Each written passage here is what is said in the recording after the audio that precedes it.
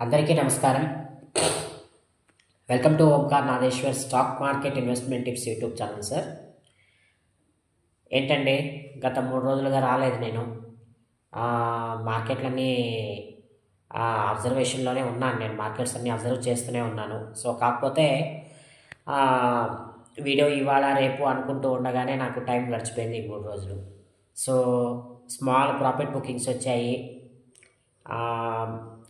మళ్ళీ ఒకసారి 23,800 పైచిలకు చేరుకుంది మార్కెట్. అక్కడ సస్టైన్ అవ్వలేదు. సో ఇప్పుడు ఏంటండి, అక్కడ నుండి ఏకంగా 23,200 మార్కుకు చేరుకోబోయింది కానీ బట్ అక్కడ సస్టైన్ అవ్వలేదు, అది కంటిన్యూ అవ్వలేదు. సో ఇప్పుడు ఏంటి, నిన్న అనూహ్యంగా షార్ట్ కవరింగ్ వచ్చి మార్కెట్స్ పెరిగాయి. ఎక్కడి వరకు ఇంచుమించుగా 23,700 దాకా వచ్చాయి. సో అదే బ్యాంక్ నిఫ్టీ అయితే ఏకంగా 52,000 పైచిలుకు వెళ్ళి ప్రయాణం చేశాయి. సో ఇప్పుడు ఏంటి, మార్కెట్స్ ఇక్కడ సస్టైన్ అవుతాయా అవ్వవా?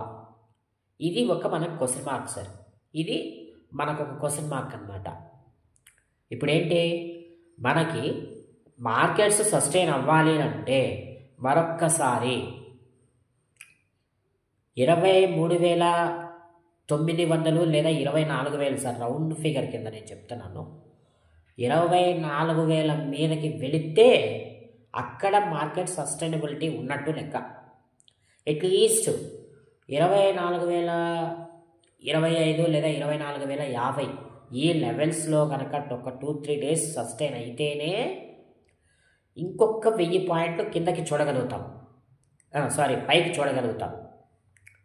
అదే ఒకవేళ ఇక్కడిక్కడే కన్సాలిడేట్ అవ్వాలన్నా కూడా ఎక్కడి వరకు అండి, 23,290 లేదా 285 ఇక్కడికి రానంత వరకు మార్కెట్లకు ఎటువంటి డోకా లేదు. ఇక్కడిక్కడే 23,290 లేదా 85 ఈ లెవెల్స్కి రానంత వరకు మార్కెట్స్ 23,300, 23,800 లేదా 900 ఈ మధ్యలోనే తిరుగుతూ ఉంటుంది. ఎప్పుడైతే నేను చెప్పిన 2 లెవెల్స్ క్రాస్ చేసిందో అప్పుడు 1000 పాయింట్లు కిందకి కానీ లేదా 1000 పాయింట్లు పైకి కానీ వెళ్ళే అవకాశం అయితే ఉంది. సో మార్కెట్స్ ఇంత వోలటైల్గా ఉన్నాయి, గతంలో ఇంతగా లేవు. ఈ రోజున ఉన్నంత వోలటాలిటీ గతంలో లేదు. కనుక మార్కెట్లు సస్టైన్ అవ్వాలంటే ఏంటి పరిస్థితి, ఏంటి మార్గం ఏంటి? సో జనరల్గా వరల్డ్ వార్ అనో లేకపోతే గాజా యుద్ధం అనో ఇంకోటనో రకరకాల ట్రంప్ వార్ అనో, అంటే ట్రంప్ యొక్క కాంట్రవర్షియల్ వర్డ్స్ వల్లనో ఏదో ఒక కారణం చేత ప్రపంచంలో ఉన్న కొన్ని దేశాల్లో ఉండే మార్కెట్లు కన్సాలిడేట్ మోడ్లో ఉన్నాయి, లేకపోతే హెవీ వోలటాలిటీ మోడ్లో ఉంటున్నాయి.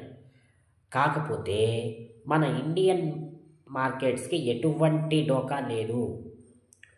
ఎవరైతే ఈ వోలటాలిటీని బేస్ చేసుకుని ఫ్రెష్గా బై చేసి ఒక 1 year or 2-3 years time frame కింద ఉంచుకుంటారో వాళ్ళకి మార్కెట్స్ డబ్బులు కురిపిస్తాయి.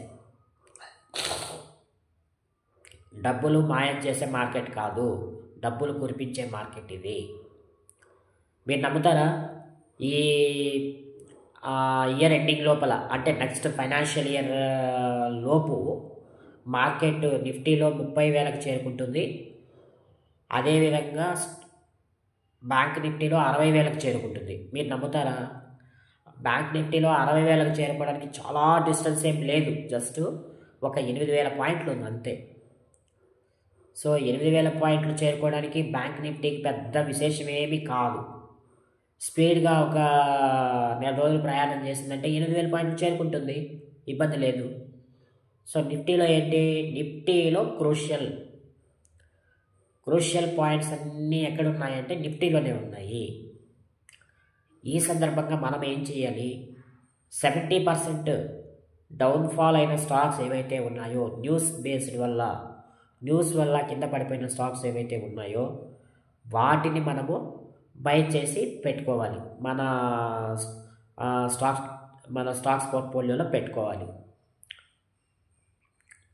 అలా పెట్టుకుంటే కనుక రాబోయే రోజుల్లో ఒక మంచి వెల్త్ అనేది క్రియేట్ అవుతుంది మనకి. ఎవరైతే స్టాక్ మార్కెట్లో సస్టైనబుల్గా ఉండి సంపాదించాలి, లాంగ్ టర్మ్ వెల్త్ క్రియేట్ చేసుకోవాలనుకుంటారో వాళ్ళకి ప్రస్తుత పరిస్థితి చాలా అనుకూలంగా ఉంది. ఇప్పుడు ఎస్బీఐ కానివ్వండి, పేటిఎం కానివ్వండి, లేకపోతే ఓలా ఎలక్ట్రికల్ కానివ్వండి, లేకపోతే కోల్ ఇండియా కానివ్వండి,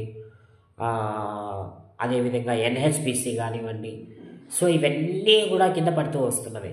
సుజలాన్ ఎనర్జీ కానివ్వండి, ఇవన్నీ కూడా మనము డిస్కస్ చేసినటువంటి స్టాక్సే కింద పడుతూ వస్తున్నాయి. ఇవన్నీ కూడా ఓలా ఎలక్ట్రిక్ అయితే ఇప్పుడు కనుక మీరు కొనుక్కోగలిగితే నెక్స్ట్ 2 ఇయర్స్లో ఇది 200 క్రాస్ అయ్యి జర్నీ చేస్తుంది. ఇప్పుడు ప్రజెంట్ బిలో 60 రూపీస్లో ట్రేడ్ అవుతుంది, నో ప్రాబ్లం, లక్షణంగా తీసుకోవచ్చు. ఇది మీరు తీసుకునే టైం ఇది. ఓలా ఎలక్ట్రిక్లో అయితే ఇప్పుడు మీరు ఖచ్చితంగా ఇన్వెస్ట్మెంట్ చేయొచ్చు, కళ్ళు మూసుకొని ఇన్వెస్ట్మెంట్ చేయొచ్చు. షార్ట్ టర్మ్కి అయితే కాదు, లాంగ్ టర్మ్కి. ఒకవేళ మరలా ఇది లైఫ్ టైంలో ఏది 46 రూపాయలకి వచ్చింది అనుకోండి, ఖచ్చితంగా అక్కడ మీరు యావరేజ్ చేసుకోవాల్సిన పరిస్థితి ఉంది. తర్వాత నెక్స్ట్ మరొకటి ఏంటి, మీరు ఒకవేళ ఇక్కడ నుండి కొంచెం పైకి వెళ్ళి చూస్తారా అంటే 70 రూపీస్ దగ్గర చేసుకోవచ్చు. సో ఇవి రెండు యావరేజ్, అదేవిధంగా అక్యుములేషన్ పాయింట్స్ అన్నమాట. సో అదేవిధంగా పేటిఎం నెక్స్ట్ లెవెల్ అంటే నేను చెప్తున్నాను చూడండి. ఆ పేటిఎం అయితే నేను అబ్జర్వ్ చేయలేదు, బట్ కాకపోతే ఇది ఖచ్చితంగా ఈసారి ఒక 2 ఇయర్స్ కనుక మీరు దీన్ని పెట్టుకోగలిగితే 2,000 రూపాయలు టచ్ చేస్తుంది. మీరు కావాలంటే చూసుకోండి. ఈ పేటిఎం లెవెల్ కావాలన్న వాళ్ళు దయచేసి కామెంట్ అయితే చేయండి. సో కామెంట్ చేస్తే ఆ కామెంట్కి నేను రిప్లై ఇస్తాను షార్ట్ వీడియో ద్వారా. సో మీకు ఇంకా ఏ స్టాక్స్ గురించి మీకు అనాలిసిస్ కావాలో చెప్తే నెక్స్ట్ వీడియోలో మీకు నేను అనాలిసిస్లో చెప్తానండి. సో ఇదే కాకుండా రంజాన్ స్పెషల్ అని, ఉగాది స్పెషల్ స్టాక్ ఐడియాస్ అని కొన్ని స్టాక్స్ చెప్పదలుచుకున్నాను. అందులో మీ స్టాక్ అందులో భాగంగా మీ వ్యూ ఏంటి, ఏ స్టాక్ మీద మీకు వ్యూ కావాలో కూడా నాకు తెలియజేయండి. అన్నీ కూడా నెక్స్ట్ వీడియోలో నేను మీకు తెలియజేస్తాను. సో మరొక మంచి వీడియోతో మళ్ళా తిరిగి మీ ముందుకు వస్తానండి. ఈ వీడియో మీకు నచ్చిందని భావిస్తున్నాను. అంతవరకు సెలవు, నమస్తే. దయచేసి నా ఛానల్ని లైక్, షేర్, కామెంట్, సబ్స్క్రైబ్ చేసుకోవడం అస్సలు మర్చిపోకండి. Okay, thank you very much, bye.